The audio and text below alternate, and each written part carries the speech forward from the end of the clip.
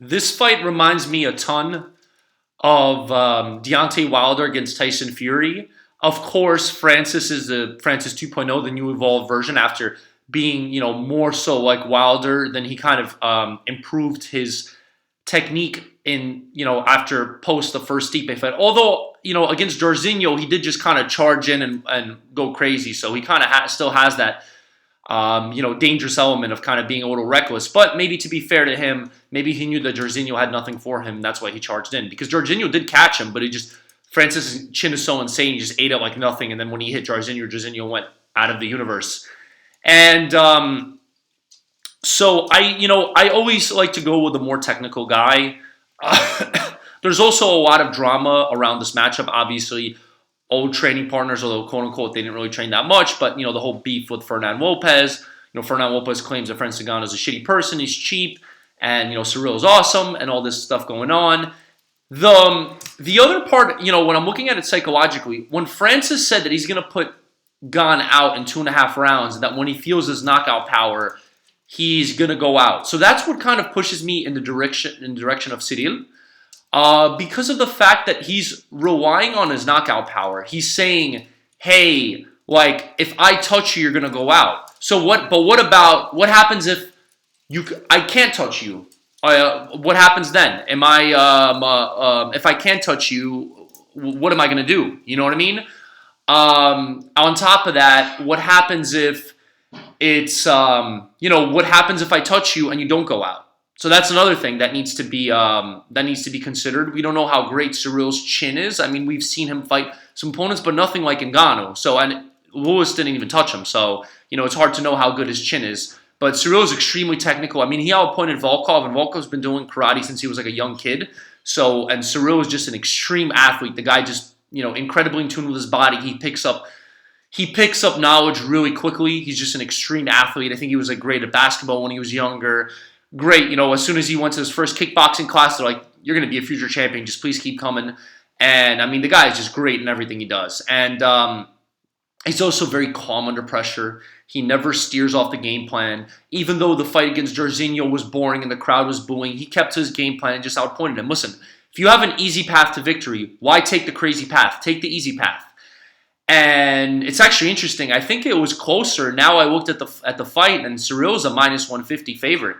And Ngannou's also, he has a lot of pressure, the whole situation with the UFC, the potential fight with Tyson Fury that may, most likely be off the table if he loses. But at the same time, if he loses, then he can leave the UFC and get more money. But if he wins, then he might be stuck for a few more fights in the contract, according to, the way the UFC contract is structured. So if you look at the odds, it's kind of interesting. So you see Francis Ngannou's +130, Cyril Gane is -150. Over 2.5 is -105, under 2.5 is -125. So honestly, I don't think it makes sense to touch the under 2.5 because you're saying that basically, I really think that Cyril Gane does have a chance of finishing Francis, but probably later on in the fight, not early on in the fight. So it doesn't make sense to me. Like, if you're going to grab Ngannou, might as well grab him at money line +130. Why would you grab him under 2.5?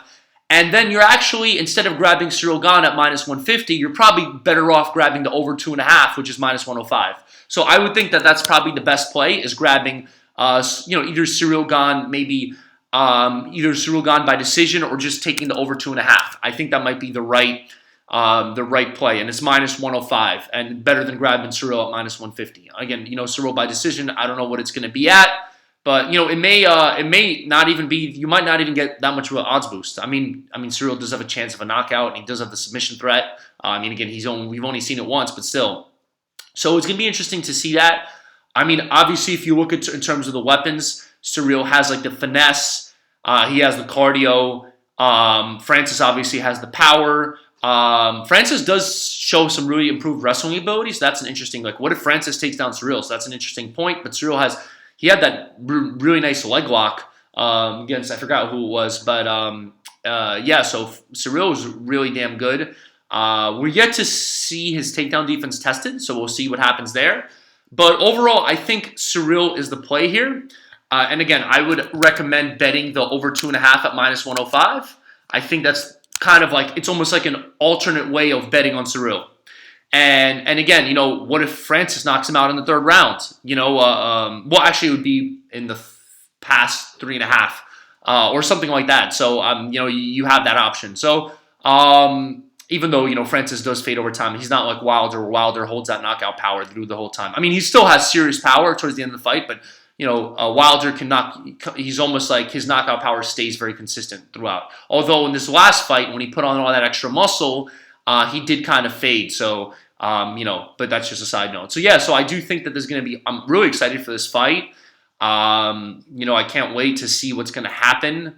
It might be one of those cursed fights where, everyone's counting their chickens. They're like, oh my God, we're going to have this massive fight, Francis Ngannou against Tyson Fury, and then Cyril Gane spoils the party, and that's it. But it'll be interesting to see what happens. Just the whole UFC conflict. Interesting if Francis leaves. Will he go to like Bellator or PFL and just keep winning $1 million all the time? Or is he going to go into boxing? I mean, even if he loses to Cyril Gane and just gets outpointed, you know what I mean? As long as he doesn't get knocked out, there's still a lot of hype behind that. I mean, he could knock out a few people, and the heavyweight division. I mean, yes, at the top echelon of boxing, obviously Tyson Fury is incredible. Francis Ngannou is not being given a boxing match. I don't care if it's MMA gloves. I love Francis, but that's just reality. But a lot of the guys in kind of the lower echelon, I mean, up until, maybe, he could be top 5 in boxing. And again, he could still have one of those big pay-per-view fights in boxing and make a lot of money. Again, I saw that, he's getting paid $500K, $600K a fight. That's ridiculous. I mean, Francis, I get it. The UFC has monopolistic power, so they're going to pay him as much as they want to. Because I mean, you have Derek Lewis is willing to step in, Stipe is willing to step in, John Jones is willing to step. Well, John Jones is willing to, is only going to do it for a lot of money, but John Jones is a bona fide pay-per-view star. So, but yeah, so again, I do favor Cyril probably by decision, possibly by a late round stoppage. If he tires Francis out. So I think over 2.5 is pretty much a comfortable play. And I think Francis has got a lot going on, and he it's kind of a little bit dangerous. He seems like he would have been uber confident, kind of like Giga Chikadze in a negative way. Like last time he was uber confident that he's going to run through Stipe. Look what happened. So I don't know. We'll see what happens. I'm definitely excited for this fight, but I do favor Cyril. So thanks everyone for listening. Please like and subscribe. Thanks.